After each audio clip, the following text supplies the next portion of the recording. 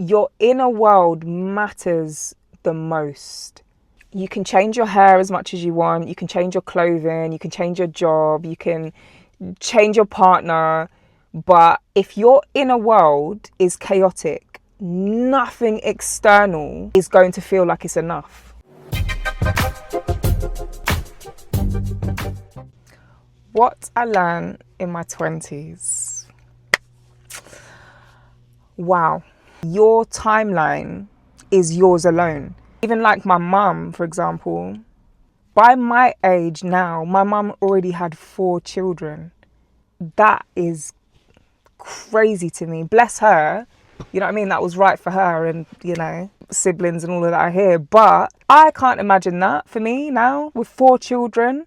Like, I don't feel like I need to be in a rush to pop out babies and I need to have this figured out. Like, I'm glad that I've had this time to just really get to know myself. And I think it could be more detrimental if things are premature. I believe in divine timing for everything. You know, you don't need to rush things and stay in your lane. Watch what you're doing. Don't worry about this, that, and, you know, like, all of that's irrelevant. It's just noise. You've got to... Your job is not your identity. And this was really tricky for me. The Mask. I used to love that film. The Mask with Jim Carrey, right?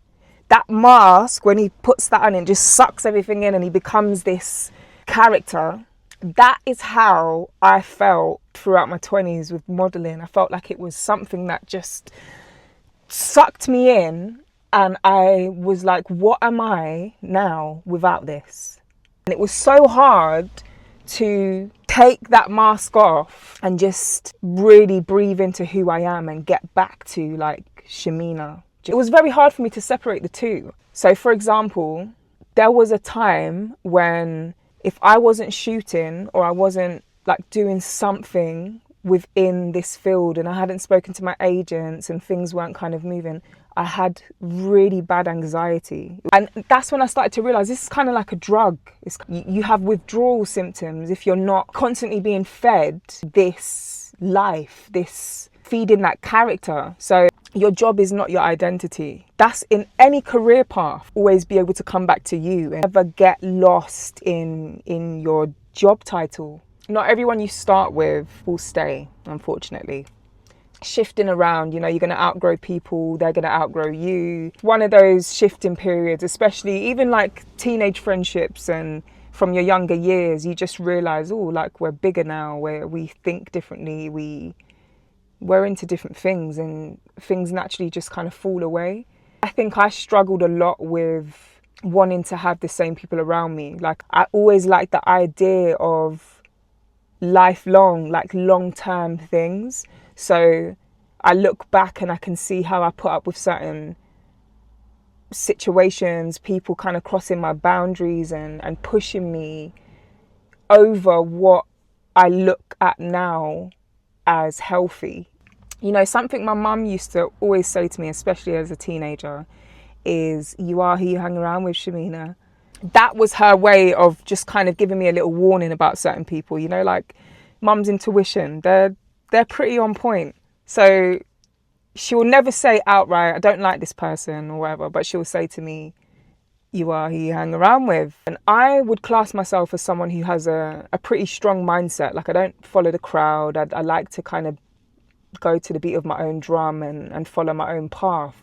But saying that, repetition is key with everything. So when you're constantly in certain environments, you're around certain people, you're going to pick up on things that you don't even realize you're doing. Your subconscious is just taking it all in and it's starting to feel normal to you. So there's just ways I started to think, I started to behave, and now I can look back because I'm not in these environments, I'm not around these people, and be like, wow, yeah, I really was influenced. I really did kind of become who I was hanging around. From my mum to you, watch and mind you are who you hang around with. All right. Your inner world matters the most. You can change your hair as much as you want. You can change your clothing. You can change your job. You can change your partner. But if your inner world is chaotic, nothing external is going to feel like it's enough. You're always going to want to fill that void because it's within and you can't find it out there. So spending time with yourself, becoming friends with yourself, getting to know who you are.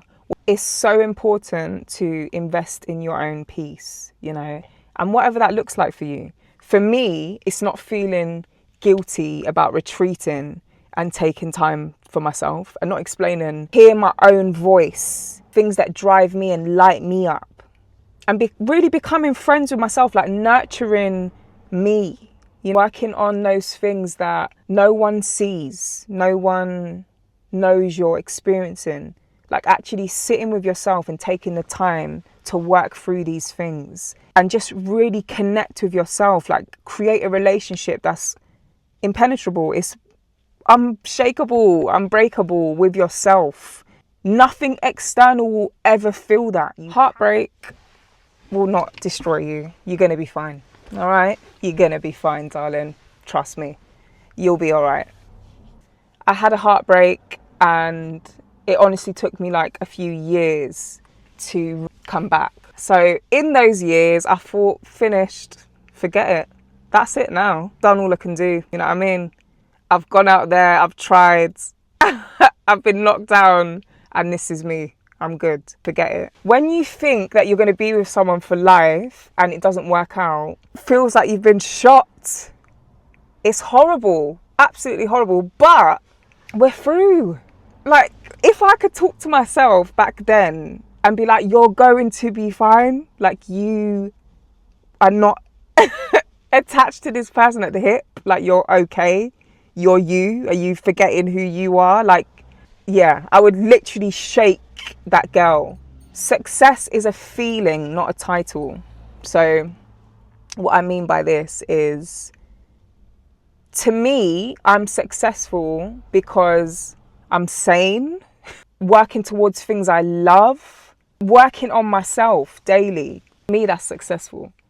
To others, it might be your job title, you know, your status, how others are viewing you, what's your social media looking like.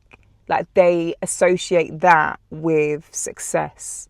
But success is a state of being. Like, how are you feeling? Are you feeling good with what you're doing? Are you waking up excited to do what you're doing? Are you keeping your body healthy? That's success to me.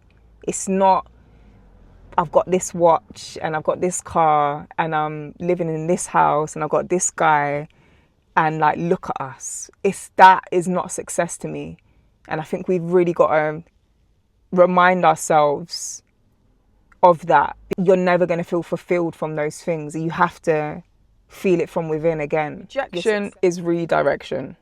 I used to think sometimes, why has this ended? Or why didn't I get this job? Or what? Like, and really start throwing the toys out the pram. I always see it as certain things that haven't worked out or happened prematurely is for my safety. Spiritual safety, you know, the angels protecting you. Like, you're good. You're on track. Nothing that's for you will pass you ever. Everything that's meant for you is going to come in divine timing. It's not about your timing. You have to give this up to the universe and allow things to unfold for you. And when you get steered away from certain people, places, environments, it's for your own protection. I don't question it anymore. I used to be like, oh, why is this happening? Or trying to force things past their expiry date. Room needs to be made for bigger and better that you can't comprehend. Trust it. You don't need to know the ins and outs of everything and why things are happening. It's for your highest good. Learn to sit with yourself and like what you find. Solitude is where you find your real power. It's so important for all of us to spend time alone. And I know a lot of people do not feel comfortable spending time alone. They always need to fill the void, fill the silence. Videos, music, people, eating. Like, there always has to be something happening. They can't just sit and just be for a moment. It's absolutely necessary. That's the only way you're really going to get to know who you are and what you're about and find that center point for you. So it is okay to start over multiple times. And this is not even just for your 20s. This is like life. It doesn't matter what age you are. Like, this is some illusion thing that we're operating in. You can start over. You can change anything you want. It's never too late to change anything. Like, ever. It doesn't matter what age you are. But knowing this from your 20s is going to make you powerful. It's never too late. If you fail at everything in your 20s, you come on. What do you mean? We've got a whole life to go. It doesn't stop at, this specific age, at this time. Like, if you don't have this worked out, it's all going to fall apart. Like, it doesn't work like that. Get back up and try something new. And that is the most beautiful thing about this whole life experience, is that we get to constantly evolve and become these wiser versions of ourselves. Like, follow your heart and do things that you love. Do things that light you up. Do things that get you excited to wake up in the morning. Like, go towards things that drive that passion, that keep you in that higher state of joy and creation and enthusiasm and thirst for life.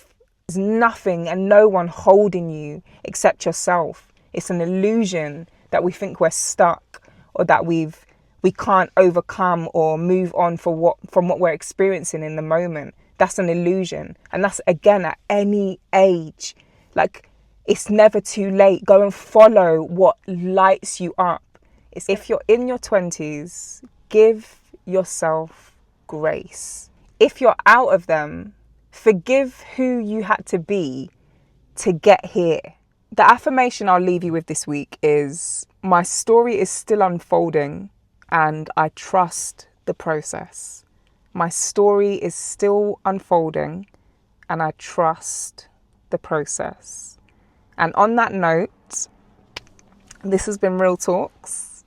Thanks for tuning in. And if you did enjoy this episode, please share it with someone that might benefit from it. I'll catch you in the next one.